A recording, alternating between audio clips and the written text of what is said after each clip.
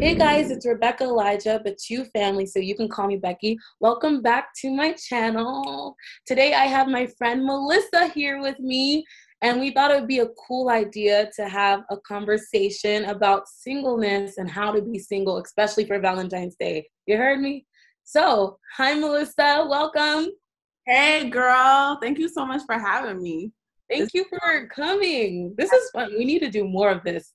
yeah, because I feel like, there's been so many times where we have conversations and we're like, we need to share this conversation. I know so many, like the way God would be showing up in our conversations is just so different. But like you said, it's more people need to hear about it. More people need to talk about being single and need to talk about how to be single. Yeah. We've been talking about, especially recently, how there's just so much content around marriage, Mm-hmm. preparing for marriage, while you're single. And it's almost like there's so much pressure around getting married and not enough focus on just being single and Yeah, you. And, we talk about how that's important. God wants us to enjoy it, or God wants us to really, you know, use this time wisely and really captivate on this time. So yeah, it's needed. I agree. I agree. I think, like you said, I think it was the last conversation that we were talking when we were FaceTiming, and I realized I was like, dang, Melissa, you're onto something, because literally it's like every show, everything is encouraging being in a relationship, but no one actually tells you how to value just being by yourself, which is why I think a lot of relationships end up failing, or they end up experiencing more problems, or people go into relationships and they find out it's not necessarily what they thought it was going to be. Don't make relationships your be all or end all, if that makes sense, which is what people tend to do. And I feel like, I think there was something you said. It was like pointing out the fact, once you get something, it's like, oh, it's all right. It's still great. It's something to be celebrated, but the hype around it was like, dang, I could have really been living my life this whole time. Legit. And there's this movie, it's called The Graduate. It's like a classic film. And Mm-hmm. in the movie, the main character is trying to win back this girl. He is dating this girl. He messes up and sleeps with her mom. The mom seduces him and she sleeps with his girl's mom. Or The girl finds out, breaks up with him, and he's heartbroken. And he basically goes on this chase to get her back, doing whatever it takes to get her back.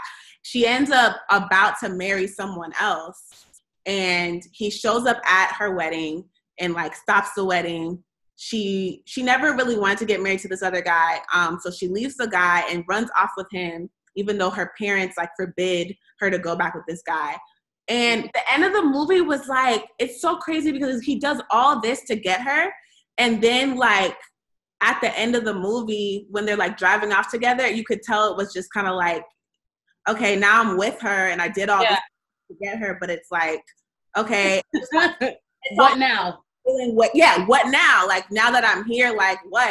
And I don't know, it's interesting because what we talk about, you spend all this time focusing so much on being in a relationship or getting married that you miss out on what's happening right in front of you, and really building security within yourself. Mm-hmm. So that when you are with that person, when God does pair you with that right person, that person is not your security. It's not your everything. It's to what I already have created, Yeah, exactly. I think you said everything that needs to be said. And honestly, when people go in with and the thing is, to be honest, if we're telling the truth, everything, especially for women, I feel like people over fantasize marriage. They make marriage seem like this big thing to get. I mean, of course it's great, but that type of pressure on women alone, it creates this sort of, oh, what I should be doing this, get my money, do this, do that, the third. But they're not doing it for themselves. They're doing it to please something or to become more attractive in order to get someone's attention, or in order to be ooh, almost like a resume for marriage. if that makes sense. Like, I have this, that, the third, this, that. So this person needs to find me, or this, are you looking over here? You see what I got? But that's literally not it. And that's where I feel a lot of people, they can get into depression really easily. A lot of people can, even like in the movie that you said, like what happens next? Like thinking about the women in that storyline, which is dreadful. Like, God forbid, cry. The Lord rebuke Satan if someone's mom ever did that. Okay, that's a whole nother story for a whole nother day. Like, but to be honest, if you think about the woman's point of view, I wonder how she felt like sitting in that car, like, okay, like, I'm here, you know what I'm saying? But if she's not secure in herself, like once you get back to that person, it's going to create a whole bunch of trust issues. It's going to create a whole bunch of toxicity, because if you haven't worked to address who you are for yourself first, when you get into that, you can break it before it even starts. Girl, that part, like you're saying so much even with that. Well, okay, because I had some questions. Okay, bet. Kind of like tip off some of the discussion, because there's so much to be said. Bet. Like there's like a lot of pressure, especially on women, especially when we're talking about like even Christian culture. Like I think like no matter what, like the society in which we live in, the world, there's so much pressure on women. But I just, in terms of someone being a believer, even, it's like marriage is like pushed down on a lot of us women. So where do you think that stems from? Like, why do you feel like there's so much pressure to be married, especially by a certain age for women? Do you mean specifically within the church or just in life in general? I would say in general. I would say. Okay. Like a woman who they married was always paired with status, especially back in those days where it's like women didn't really have much. And we had this discussion earlier where it's like the way a woman was valued, quote unquote, valued, is by who they were with, you know? And so when you stem that off into society and like you keep moving forward, it's like an elevated version of what we saw in the past. Nothing has actually really changed. Things have just been tweaked, but we're still moving on the same notion of who you marry will justify who you are as a person, which is really sad. Okay. So we are stepping into a time where like women are thriving. They're still they're like, hey, you know, feminism movement, doing whatever we got to do.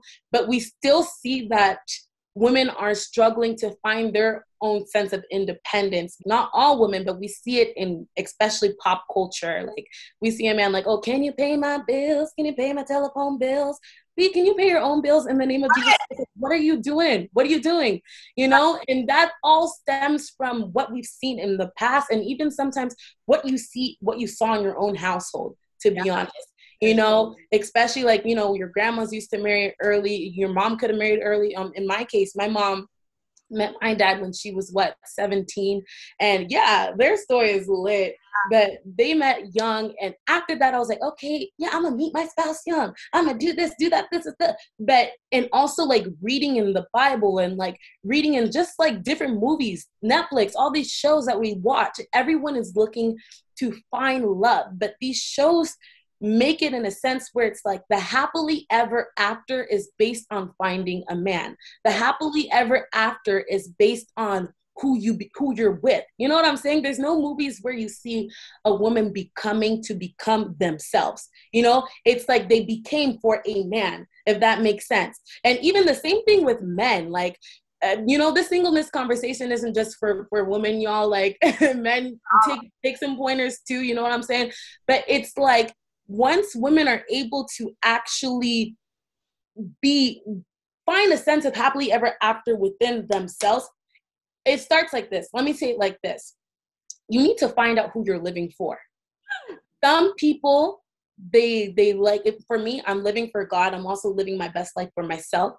But some people, unknowingly, sometimes it can do it subconsciously, you find yourself living to please other people. You find yourself living to please, where it could be, you know, society's telling me that I should be married by this time, I should be having kids by this time. Now you're living according to the world standards. Now you're living for the world. You're not living for yourself. If it comes to to church or when it comes to kingdom, some people think, okay, of course, God will bring that union where you have that kingdom partner. That's great. But some people think that their calling is only based upon who they're with. You know what I'm saying? But the thing is, God sent us all here independently. You know what I'm saying? Which means that there's some things that we need to walk out for ourselves in order for us to feel that fulfillment within God. You know? So I myself, I'm living for God, but I'm also living for myself. But if you find yourself living for man, you will always feel like you're failing because number one, no one is perfect. No man is perfect. No woman is perfect. Okay. So all these things that you're doing, you're going to find yourself stumbling and you're going to find yourself feeling like, oh God, why I feel like I'm failing. I feel like I'm not pleasing this person. Like you will constantly be changing things about yourself to look like their perfect image instead of looking like your perfect image that God has called you to be and your perfect image that you know that you're supposed to look like. Wow. I hope I said something there. Okay, a lot. And it's crazy because we were talking about the show Bridgerton. I hope I'm saying it correctly, but I know you haven't seen it yet. And for anyone who hasn't seen it, I'm not going to spoil it for you. But I think for the most part, people know that it's about a relationship, and in that time, women are trying to meet their husband. And there's just like I was telling you that some of the things those women were doing to like get the attention of men and try to find their husband, they were like doing whatever it takes. And I was like, a lot of women do the same thing now. Like from that, and I think it does stem from my value comes from being in a relationship. Like if somebody chooses, that means I'm valuable. And the thing is, and this is something I have to consistently like remind myself of, is that God chose us. Like we're already chosen. Like we're valuable off top. No one can say no one choosing us or not choosing us represents our value. Period. That's a lie. You know, that's a lie. And I do feel like the more that women and men like transition their thinking, they'll be able to see like who is supposed to be for them more clearly. Because I feel like a lot of us choose people based upon like, I don't want to use the desperation word, but yeah, I do feel like it can come from feeling like I need to do this because like, I don't know who else is going to be there. You know, I need to go ahead and, you know, knock this off. I know some people, some men even, some male friends who have decided to get married to their significant other simply because their other friends are doing it. Like, okay, I'm at this, might as well go ahead and do it. And that's just not... Man, okay. It's not it. A couple things that you don't want to marry for.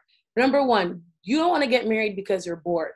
You don't want to get married because you're feeling man, I need company. Oh, my clock is ticking. Oh my goodness. You don't want to get married to find your value within another person because then that marriage will not last. You don't want to get married because you're trying to have another person complete you.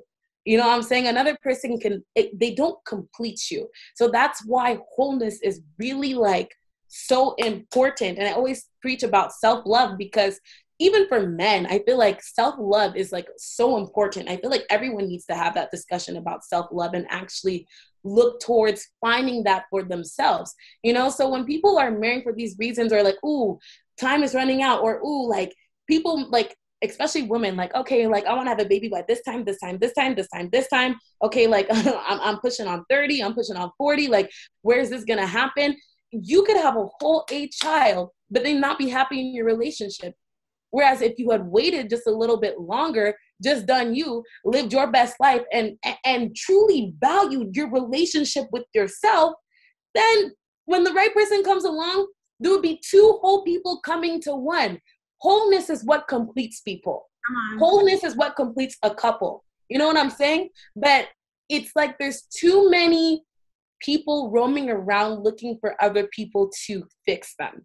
Right. You see what I'm saying? Looking for answers within a person that they haven't found within themselves. Or looking for answers within a person when yet they don't know the question that they're truly asking.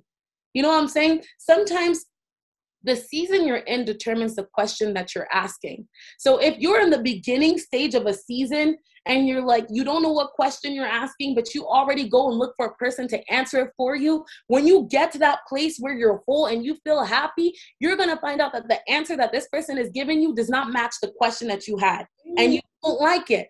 You know, so don't get in a rush to be married or to be in a relationship. My God, misery loves company. That's one thing people, I know it's like love. I want this love. I want to feel the indulgence of love. I want to feel this, that, and the third. Yes, there's great company when you're in love, but when you're not in love and you're not in love, of course, love, we're going to get into that in another, like that might have to be another thing, because to be honest, love in itself, that's a whole entire topic. Love isn't just, oh my God, I love you. It's not just words. So there's so much more to love. And when you're in a relationship, there has to be so much more other than love. You see what I'm saying? But yeah, so love comes with great company, but also people tend to flock to people that look like them in that moment. That's good. So when you're miserable and you're going through something, you're going to find someone that's equally as miserable. You know what I'm saying? It's either they're equally as miserable or you could actually bring them down to your level. God forbid any of us getting into a relationship or getting into something where someone is miserable and you're coming in with this energy like, hey, like, yeah, I can fix you up a little bit. I mean, you look a little sad, but I got you. But they will literally drag you down to their level because it's not your job to fix them. Sometimes you can point people to the right solutions, but it's their job to actually take the action in finding the solution to that thing. Right. So that's a whole entire thing. But like when it comes to relationships, you never want to go into something out of haste. Because you might find yourself leaving in a haste. Don't go into a relationship only to leave broken with trauma. When you're supposed to go into a relationship to grow each other, not to knock each other down. Yeah. But the only way you can help grow each other and help grow another person that you're trying to be with is for you to actually work on building yourself. And that takes place in singleness. So many people are trying to do it like during the time. If you do it during the time, okay, maybe it can work, but it's going to be so hard for you guys to actually find the correct, like, it's like this. I fit this way. This person fits this way. Oh, I want to come together with this person. But it's like, okay, a couple years later, I find out I don't like this way. So I want to think this way. They're like, okay, well, you just moved. So now I have to go this way. When it's like, if you guys had been working on yourself the whole time, you would come together naturally, which is why singleness is so important. I just said a mouthful. No, girl, you I was like, I need to write down notes. But so much. Okay, so based off of like what you're saying, because singleness being so important, I want to get into like how like practical ways people can be single. And I guess even before we get into that, I feel like also in the same breath where there is this pressure for women and men, but a lot of it is on women. Yeah. In a relationship and get married. I feel like there's also kind of like this judgment that can happen, especially I see within like the Christian community of kind of like other people saying like, girl, like, they will say something similar like just enjoy your singleness, but like almost kind of like people feeling like ashamed for even having the desire to be married, like feeling like, oh, if I have this desire, like I'm being desperate, like almost being like people will say like, girl, date Jesus, like, or girl, like, kind of dismissing like that desire. And I guess my question to you is having that desire bad? And if someone does have the desire and sometimes feels discouragement, how can they combat that? Okay, number one, having the desire is far from bad. Okay, especially in the Christian community, God created us for companionship. In the beginning, God gave Adam Eve. Every animal was paired off in the Bible. So if God is also pairing us, saying that, okay, it's not good for man to be alone, there's nothing for us to be ashamed about, because God is the one who wants you to have companionship. God is the one that wants you to not be alone. So if there's someone within the church space, or if just in life in general, that's making you feel condemnation or shame for wanting those things or for desiring those things, you got to ask yourself, what's your situation? Because a lot of people who speak like that are speaking out of a place of bitterness. They're speaking out of a place of heartbreak. If we're going to be realistic, they're speaking out of a place of a bad experience that they've had in the past, whereas now they're like, I don't need no man, I don't want no scrubs. But now they're classifying everyone as a scrub. You see what I'm saying? And to that extent, they look at women, or they look at someone who could be, maybe they started off in the situation all doughy-eyed and excited, but they see someone else having that desire and they're all doughy-eyed about it. It could be their bitterness or their fear talking. Some people will speak out of fear to you. You know what I'm saying? But don't let their fear become your, how can I say this? Don't let their fear become your reality. There we go. Don't let their fear become your reality. You know, because if you allow that to sink in, you're like, oh man, like maybe it's wrong for me to want someone. Maybe God is the one who placed that desire in you in the first place. Okay? If you have a desire to be with someone, that's great. God wants you to have what you want. You know, there's some people who don't want to be in a relationship. More power to you. That is great. But there's some people who yearn for love. And God is going to send that love to you if that's what you want. But don't hide it. You know what I'm saying? I feel like people are so secretive about it. Like, you know, let me not say anything until it shows up to them. And when it shows up to them, they're like, oh, yes, I really want this, that, the third. But the thing is, had you been talking about it in the first place, you know, like, yeah, I have a desire to be with, not dwelling on it. There's a difference between having a desire and dwelling on something, okay? When you're dwelling on something 24/7, you become obsessive. So it's like, if I don't get this thing, it's gonna break me. Oh God, I'm yearning for this. You can almost make that thing your idol or your God. You see what I'm saying? But when you have a desire to be in a relationship, that's something completely natural. That is something that God has ordained. That's something that we all are going to experience if you want to be in a relationship. So there's nothing to be ashamed about. Don't let other people's fears feed you, okay? Have faith that you will get what God is saying that you will get. Have faith that whatever that you desire, God will give you the best possible thing of your desire. God will never, if there's something that you desire, but God sees that it could break you, that is when you will go through rejection. And I feel like I need to say this. There's probably been a lot of people that have experienced heartbreak, rejection, like so many things around revolving relationships, or even feeling like, man, no one sees me. Maybe God is shielding you. Maybe you're hidden, but hidden so that at the right time, the right person will see you. That's good. You know? So I want to let you know that desire is a good thing, but also don't be ashamed for wanting that. And also don't feel like, because it does get lonely, but do not make that loneliness your identity. Because if you say, oh, I'm just lonely, I'm this, I'm this, I'm constantly saying I'm this, I'm says I am. So you're claiming that as your identity. It's okay to feel some type of way, but don't claim loneliness as your identity, because the words that you speak have power. And there's someone around you waiting for you to just proclaim something negative, like I'm lonely. And then they'll be like, ooh, child, I've been trying to tell you, focus on yourself, do this, do that. Of course, it's good to focus on yourself. That's the whole goal of singleness. But just always be mindful and remember that misery loves company. So whoever is feeling miserable in relationships, whoever is still healing from heartbreak, because you could just be in the church and you're experiencing that heartbreak, or you're still healing from it, don't allow that. God will never send you into the same situation as another person unless there's someone that you will help come out of that in the future.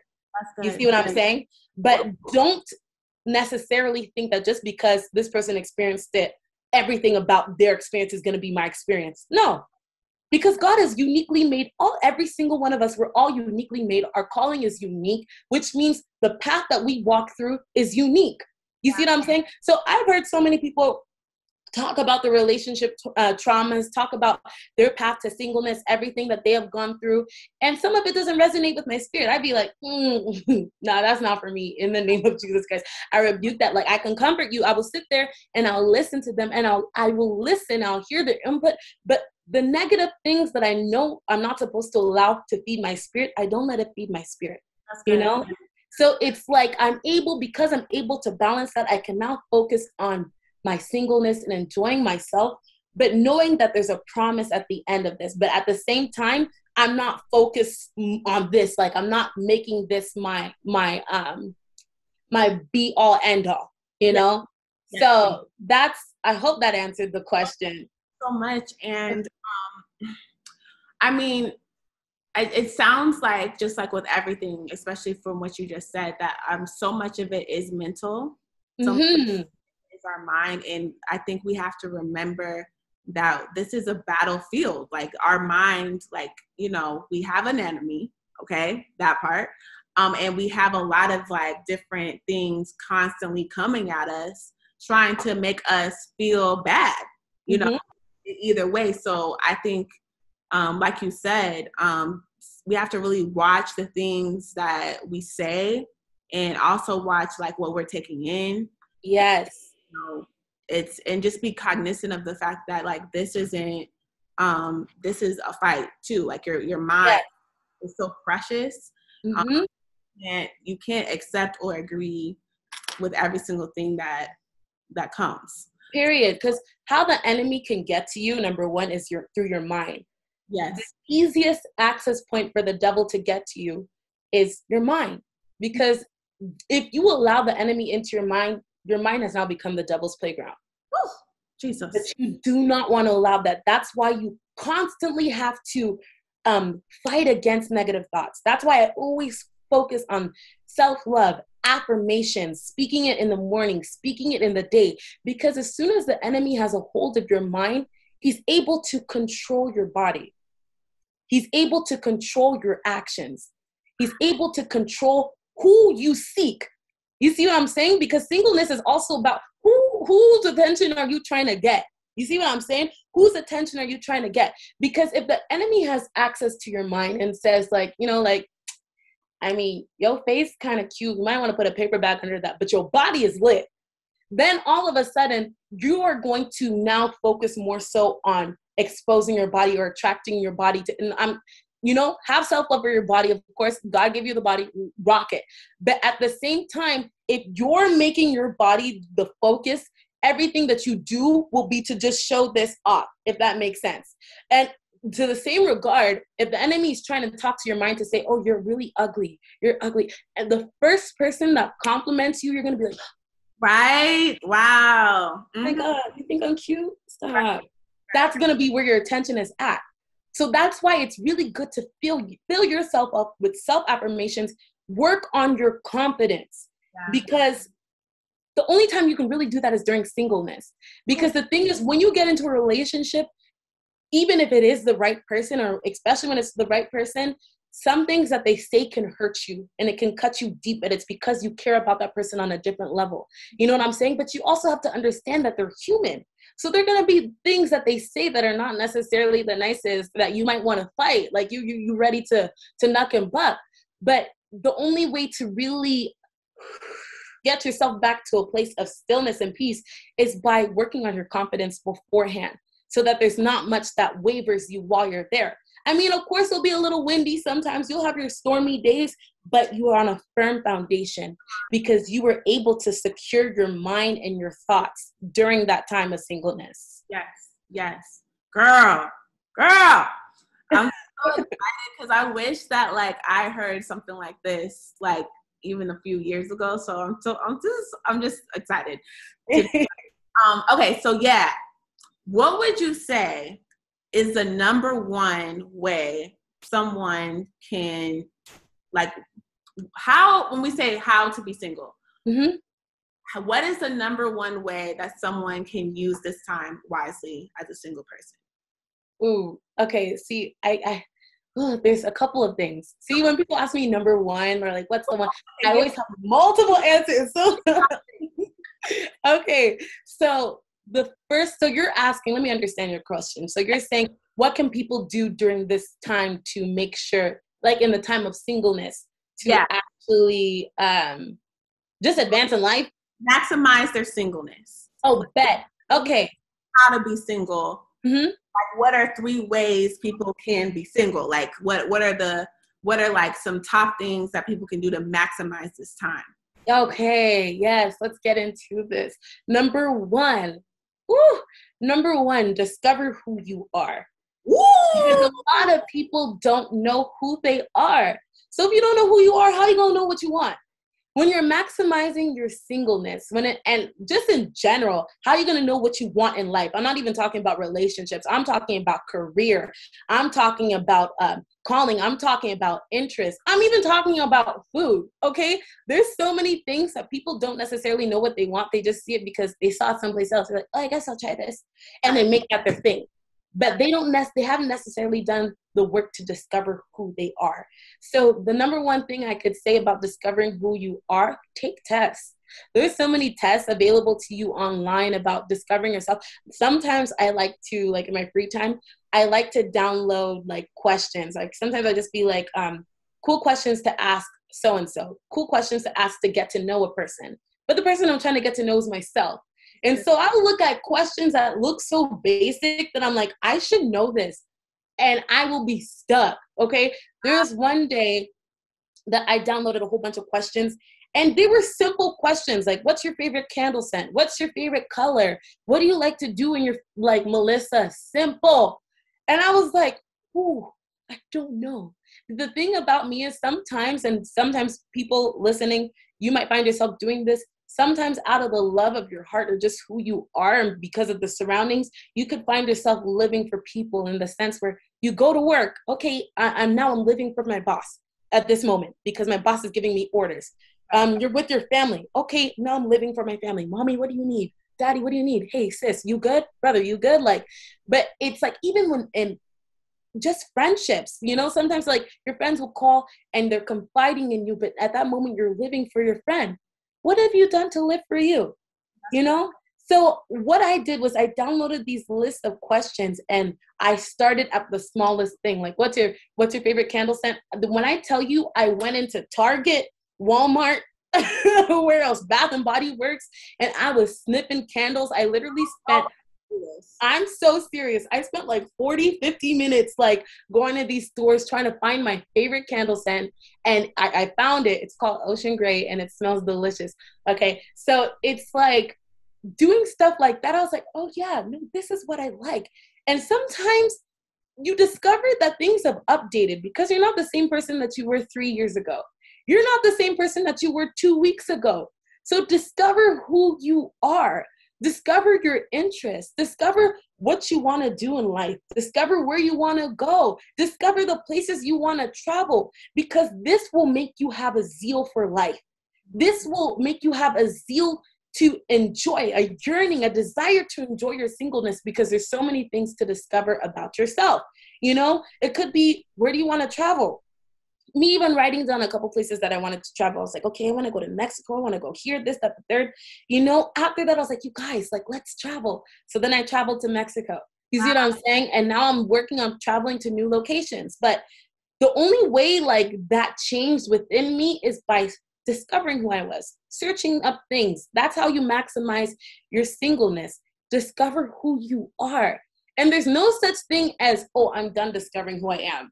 No. There's always new ways to discover who you are, okay? The next thing I would say is affirmations, okay? Self-love. Really love on yourself.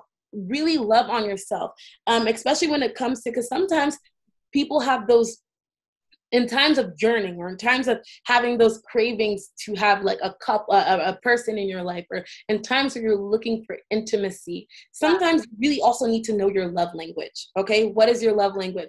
So yeah, search up what your love language is. So are you a person that likes physical touch? Are you a person that likes words of affirmation? Are you a person that likes quality time? A lot of people I've discovered, when I ask them, what's your love language? They don't know. They're like, some people even ask, what do you mean love language? There's a test for that? I'm like, yeah, where you been? So there's a test online that you can Google by, I think it's Gary Chapman. He has a book too. You could actually take a test to see what your love language, what is your love language. Some people can have multiple, or they'll list it from order of importance to least. And once you do that, really, and also you know yourself. So what are you looking for out of a relationship? Some people just like to be held. Some people like to be hugged. Some people, there's a whole bunch of like serotonin, dopamine, so a whole bunch of chemicals that can be released to your body that actually puts you in a state of relaxation through simple like physical touch. So some people actually like physical touch as a what is the word I'm looking for? As your love language. There you go. So when that is your love language, things that you can do for that is go get a massage, go get a massage. Spend, when you're rubbing cream, like when you're rubbing lotion, spend a little more time and just love on yourself. Also talk to your body, okay? No one actually knows this. It's both a spiritual and a physical thing. Your body actually listens to what you say. It actually listens. There's like, your whole entire body can hear you. Like if I'm talking to my hand can hear me right now. And it's also a proven study. Like say you're having anxiety. If you go to a mirror and you say, this is for words of affirmation. If you go to a mirror and say, you're fine, everything is okay, okay? Becky, look at me, you're good. Start talking to yourself. Or if you're feeling like pain, actually, and you just rub on your thigh, say you're having pain in your thigh, and you say, thigh, you're gonna be okay. You know what we're gonna do? We're just gonna take some medication, and after we do this, you're gonna feel fine. You're gonna feel better every single day.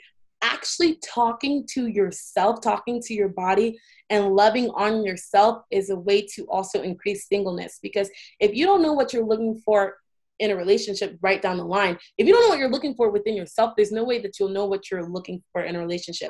So even with quality time, when it comes to quality time, find ways to spend time with yourself, okay?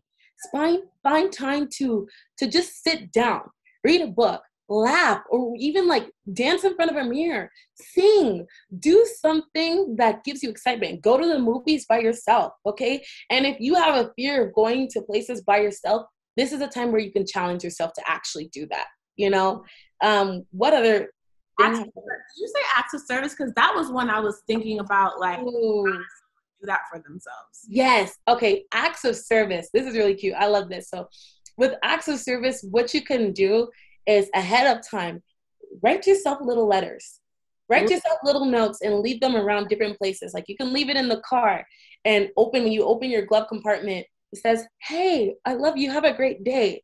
You know what I'm saying? Go and buy yourself a meal. That is an act of service to yourself because now you're doing something kind for yourself, pamper yourself, take yourself out on a spa date. This is a cool way to show acts of service. And sometimes the best way to, there was another study that I did, because you guys know psychology major, there's another study that I was looking into, and it was people who have acts of service as their love language, but they don't actually have a partner. By them actually committing or doing an act of service, they experience the same type of emotion they would. Good. Yeah, by doing an act of service. So go out and help another person. Community service. Go feed the homeless. Go volunteer at a soup kitchen. Do something where you're expressing an act of service to another person. And the joy, the feeling that you'll feel inside afterwards, you'll feel like, man, life is good. What are we gonna do next? So discover your love language and find ways to express that to yourself. That's so I good. think that was the second thing. I don't know. I feel like I'm just going. Before you go to the third thing, because you said so many great things. I talked about this the other day, and I was like, yo, that's so good. Like, obviously it's important to know your love languages. So many people, we think of that in terms of a relationship, but knowing your love language and practicing that on yourself. And basically kind of like in what you're saying is like the things that you are desiring or looking for in a relationship, try to, during this time while you are single, cultivate what you're desiring now.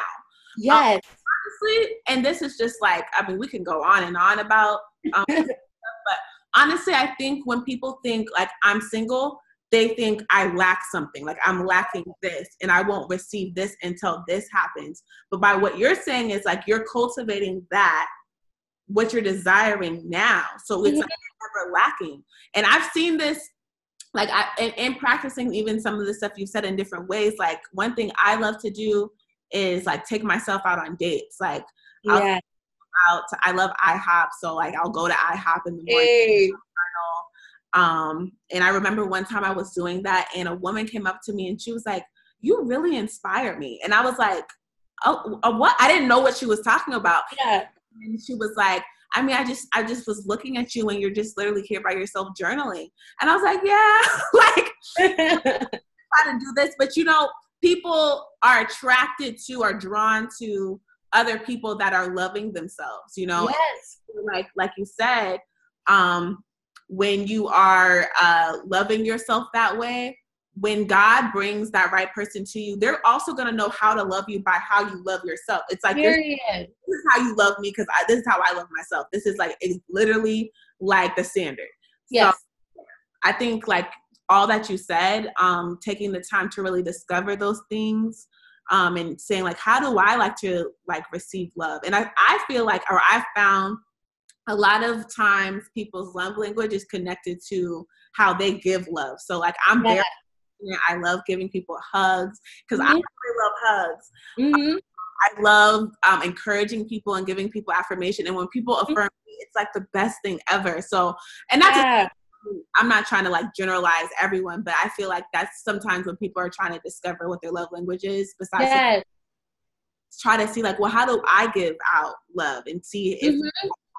So and to another point to add on to that too, sometimes it's the exact same, and sometimes also when people are trying to express a love language, there's actually two tests for that. So there's one where it's like, what kind of love do I want to receive? And then there's another one where, what kind of love do I give? Just a little side note, because when there's times where I'll be counseling people who are going through like relationship problems, and they will tell me like, well, I did this for him, this, that, the third, that. Sometimes, like you said, people like to give out the love that they want to receive, but that might not necessarily be what the person wants to receive. Good. That's so the thing is, like, this is for future people. Like, okay, like if y'all are in relationships, and you can still watch this, because singleness, I don't care if you're in a relationship, you still need to focus on growing yourself while you're single as well, and coming in together, because you're a single person. Like you're one. To become one, but you still have your own body. You see what I'm saying? But when it comes to being in a relationship, you have to make sure that you understand what your partner likes to receive and wants to receive, you know? And sometimes our love language in terms of giving it to a person, it's like because we want to receive that for ourselves, but also it could be like, I feel like I'm lacking this within myself. So, I'm going to give this to you because that's probably what you would want to. You know? And so when people do that, they get upset, like, what's wrong with you? I did this for you. I did that for you. But you never took the time to actually sit down and ask them, hey, what do you need me to do for you? What do you want? You know? So that's just a little side note. But I loved how you said too, it's a really important thing that we need to talk about, because a lot of people think when they say I'm single, I'm lacking. There's no lack. Oh my God. Wear the title with pride. Like, I'm single. You know what I'm saying? I'm loving myself. I'm in a relationship with myself. You know?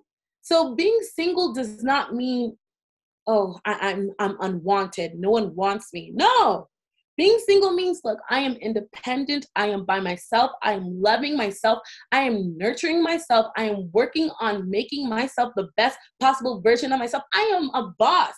You see what I'm saying? But society and like social media has really kind of tainted the way people view singleness, because it's almost as if singleness is interpreted as almost a sense of brokenness, you know?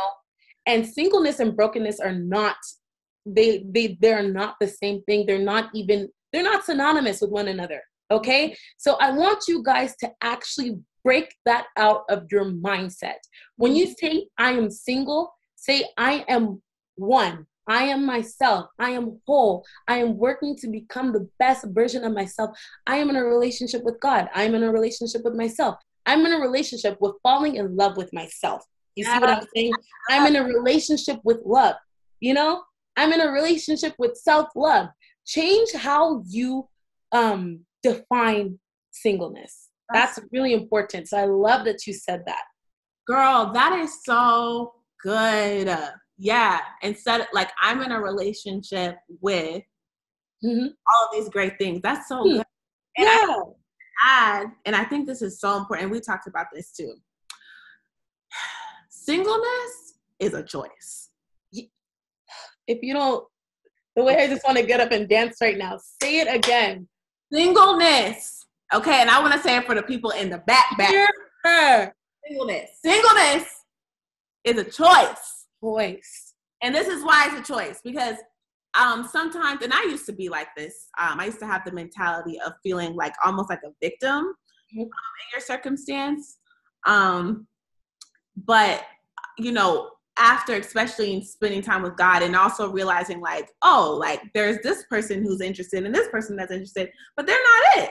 So when you talk about, girl, like when you talk about like, oh, nobody, like there is nobody, or like, you know, feeling like unwanted or unseen. And then God had to show me like, but there's this person and there's this person and this person. But those are not the person. That's not the person. So this is the thing. When we talk about singleness, and again, everybody has a different journey. It's not just one size fit all journey. Everybody's journey is different. But for the most part, just anything in life, because God gives us free will, you have a choice. So you can decide at any point. If you want a man, if I'm talking to the ladies, you want a man, or fellas, you want a girl, it takes nothing, especially in this day and age. Let me tell you about on this. Look, Melissa. Go on one of these dating apps. You can find a man or a girl by the end of the 2 week. seconds. Or even by the end of the day. You know what I'm saying? Like, it's really not hard to find somebody to Netflix and chill with, to hold hands with, to go on dates with, to cuddle with. Like, all of these like things that people think about in a relationship, you can find that easily. Quickly. Honestly, like, and I mean, literally, and a lot of it, I think, also is our mentality too, but that's a whole nother thing. We're talking about singleness. You can decide at any point to choose whoever. Yeah. For you. But is that the person that God has for you? Is that God's best for you? And there's a lot of people who settle. A lot of people are out here settling. It's true. And maybe it's fine at first. They can make cute pictures on Instagram. It looks nice. Everything looks great on the surface. But what's happening internally, or what's really happening, is, like you said, brokenness coming with brokenness. And that's not what you want. That's not what you want. God's best. You are choosing to wait on God's best. So you are choosing to be single. So singleness is a choice. Period. The wait is not synonymous with bondage, because so many people think that they're in prison because they're like, oh, I'm waiting on God. You're not in prison. You have the way people can have their phone blowing up. If you go to Tinder, what's the other, Bumble, there's so many different apps that people be on. Just go to Walmart and walk down. Someone gonna look at you. It's quarantine. Go to the gas station. I promise you. Look. It's quarantine. You know what I'm saying? Someone, let me buy you a meal. You know what I'm saying? Everyone is looking for something right now. So it's like you said, singleness is a choice. Singleness is a choice. But when people need to ask themselves, like, if you're waiting, if you're choosing to be single, what is your reason for waiting? Because if you make your reason, some people always say like, well, I'm waiting on this person. I'm waiting because of this, that, the third. You know, God said this, God said that. But they talk about it and they're upset. They're angry. You know what I'm saying? So it's like, if you're going to live life miserably, why are you, what is the point? God didn't ask you to suffer. God didn't, you know, some people forget to live life because they're single. They be like, oh, when I'm in a relationship, I'm going to do this. I'm going to do that. I'm going to do this, that, the third. But it's like, in your time of waiting, time is passing you by. What are you doing in your time of singleness that's actually bringing enjoyment to your life? You know, the wait is not synonymous with bondage. You're not in prison. There's sunlight outside. God didn't ask you to stay in the house like, Go outside, enjoy your life, go to the movies, go to a park. You're doing it for yourself. But people need to define the reason of why they're choosing to be single, because sometimes the reasoning determines the motive. That's good. Mm-hmm. And so when your reasoning is off, or your motive is off, when your intentions of why you're choosing to be single is off, you're not going to enjoy singleness. Nope. So you really need to be real with yourself. Some people actually need to have that hard conversation with themselves and be like, what am I waiting for? Why am I single? Why do I choose to be single? Because it's a choice.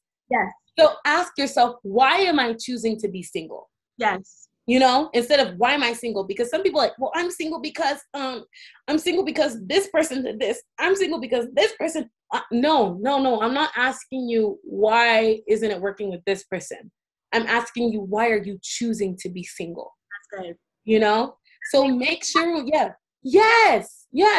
Because when you're making it a choice, it becomes less of a burden. It becomes less of like, what's wrong with me? Ain't nothing wrong with you.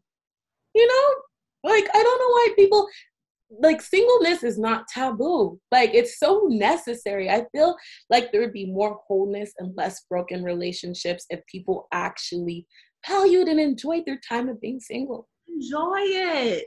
And like, those ones. What you said about asking the question on why you are choosing, like asking ourselves, why am I choosing to be single? Mm-hmm. Getting to the root of that, of why, will, like you said, help you to enjoy it, because then you'll understand, like, again, for me, it's like I'm waiting on God's best. So mm-hmm. This time is worth it. Mm-hmm. It's like waiting in line for a ride at like Six Flags, and you know this ride is about to be late. You know, even though the line is that long, you in the line for mad hours, you know when you ride, it's gonna be worth it. Okay? Look. So worth it. So like, then while you're in line, you're not just like, you are talking with your friends, like, oh my God, you're doing games with your friends, like you having fun because you're like, I cannot wait to get on this ride. Exactly. Like, I'm not sure if this is going to be a good ride. Like, you're going to get out of line. And then they leave the line and then they go to a line where it's like, okay, it's shorter on this one, but they get on the ride, like, I mean, it was whatever. I've already been on this. They don't even enjoy it. Right. So why didn't you, especially if the line was moving, why would you leave your place? That's what we're trying to tell them.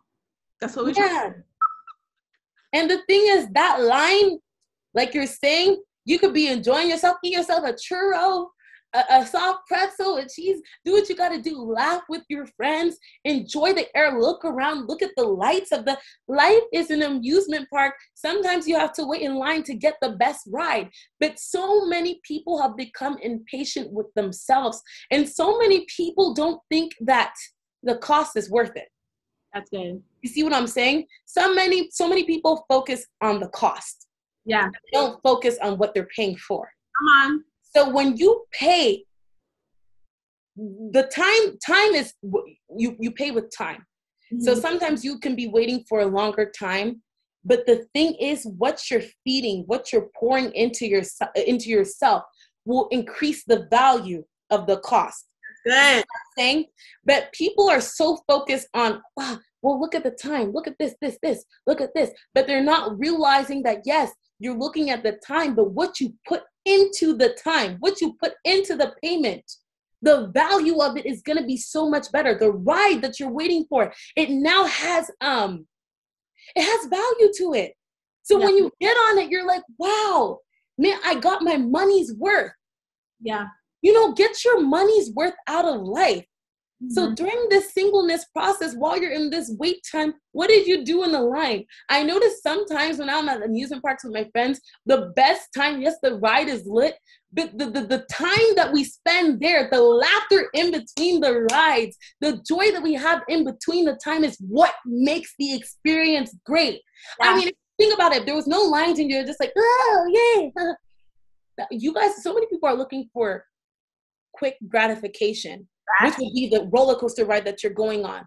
But the thing is, the time that you spent within that time, the people that you spend it with, how you choose to use that time is going to determine the experience that you have. Because if you're going to Disneyland to just go on rides, you're not really going to enjoy yourself. So many people walk around Disneyland, you look at the castles, you get a picture with Goofy, you get a picture with Mickey, all that time in between, you're adding value to the cost.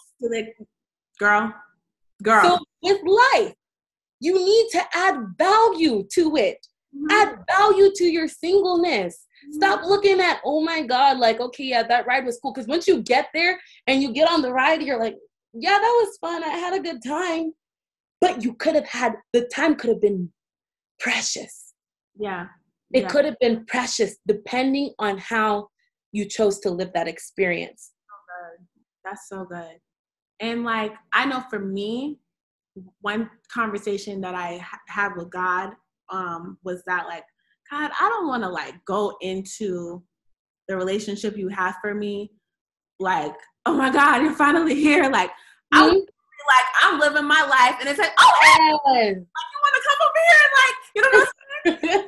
That's how I want it to be. And again, you have to be intentional. Like, it's not, because that's a thing too. I think sometimes we think like we can just switch on and off our emotions like quickly. Like 1 minute, I'm feeling discouraged. Now I'm unbothered and I don't care. Like I'm good. No, you have to consistently be intentional and consistent in your mind and consistently like push up against those like triggers and like do those things. Some of the things that Becky's saying, like go after those things that are inside of you. And that's how you fight all the negativity. You have to be very. You said what you said, and you said it with your whole chest, because look, when I say big facts take little facts from that statement, because there's so many people, if the person came to them right now, they would be like, where were you? I was like ready to fight. You know what I'm saying? But if you didn't do anything within that time to cultivate intimacy with yourself, to cultivate better habits in terms of emotional health, you're gonna get into that, and you could sour something that was ripe for the right season. You see what I'm saying? You never want to go into something and sour something that was supposed to be sweet because you didn't prepare yourself for that thing. Yeah, that's good. That's good. Okay, and then because I interrupted you. No, you didn't. What you said. So you said two things that people can do to maximize their singleness. You know, get to know themselves. Yes. And, so it was focus. Dang, we was talking. Know the things that get to know themselves, get to know the things they like, all these different things, get to know their love language, and then you show about how like use those love languages on themselves. So what would you say like the third top thing people can do to maximize their singleness?